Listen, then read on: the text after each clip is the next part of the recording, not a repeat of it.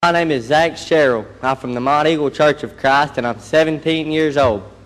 This is a good age. Everybody knows what it's like to be 17, or at least a teenager in this case.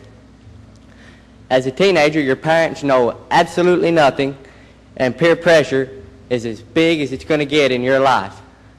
Well, peer pressure is something that everybody has to deal with throughout their entire life, but it is worst during high school in times where you're exposed to a lot of people your age.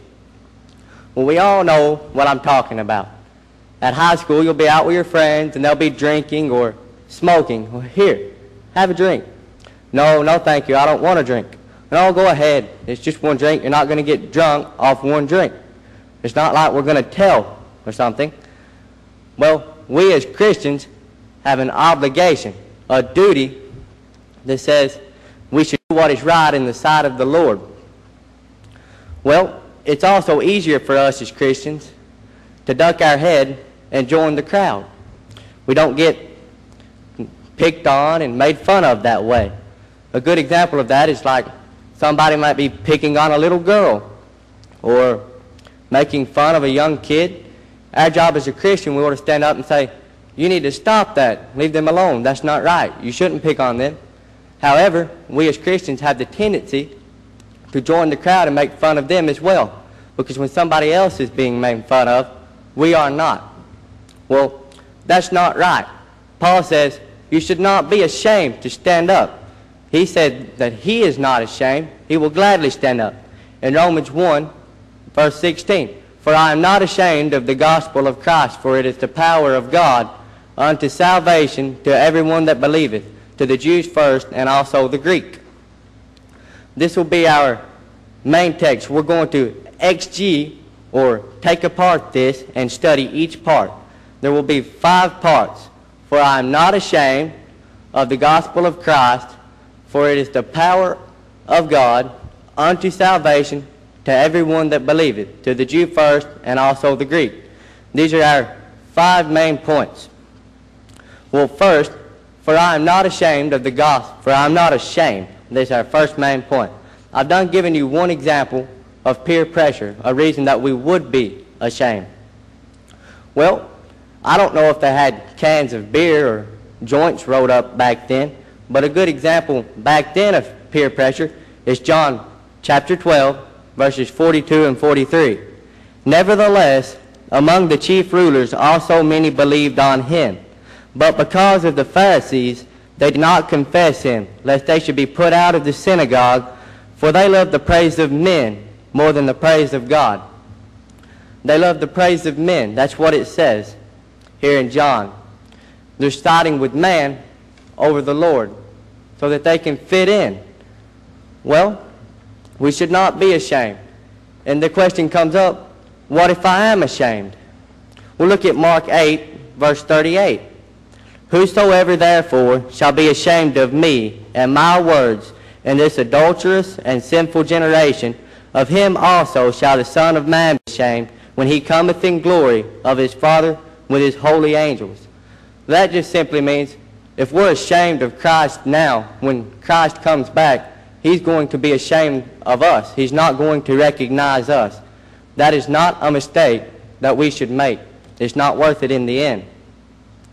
Well, what is it we are ashamed of? And that Paul says he is not. The gospel of Christ. This slides us into our second point. First, let's look at the gospel. What is the gospel? Gospel means good tidings or a good message. Well, a lot of things could be a good message. If you have cancer, all the millions of people do have cancer, and millions of them die daily. Bunches of people die from cancer. It would be a pretty good tiding, somebody to say, we've got a cure for cancer, and it's not going to hurt you like chemotherapy. That would be a pretty good tidings to you who has cancer. But not everybody has cancer. AIDS is another example. Thousands of people, especially across seas, AIDS, they spend millions of dollars trying to fight that.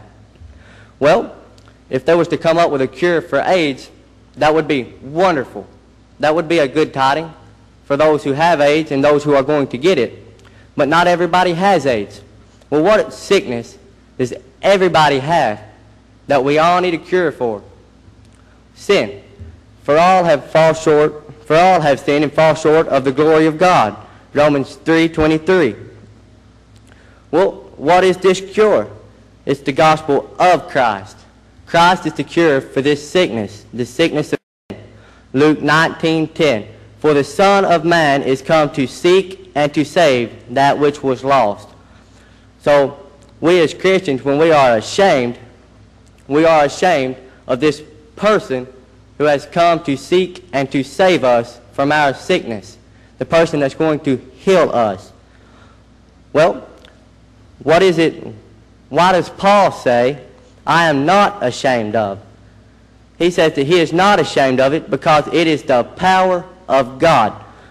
Well, let's look at power here for a minute. When I was little, I thought my dad was pretty powerful. I thought he was pretty stout. I could be on my bed or on the couch or something, he could walk by and I could tell him to catch me. He'd hold his arms out and catch me. And I knew that I could jump to him for 3 reasons. Number 1, he has always caught me before. No matter how many times I jumped to him, he did it before, he can do it again. Number 2, because he loves me. And no matter what I do, he's not going to allow me to do something in his power to stop that's going to allow me to get hurt. And number 3, I knew he was strong enough to hold me. Because, well, I mean, he was a lot bigger than I was. Well, this is like the power of God. God is saying, when you fall, I'll be here to catch you. And then he's going to pick us back up and set us back on our feet. And he'll carry us if we will let him. And let's look at Hebrews 4:12 for a biblical example of the power of God.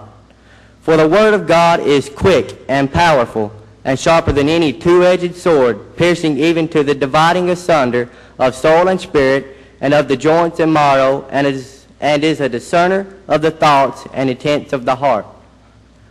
That shows there that the Lord's word is very powerful. But the question is, what is it powerful to? It is powerful unto salvation, bringing us to our 4th point.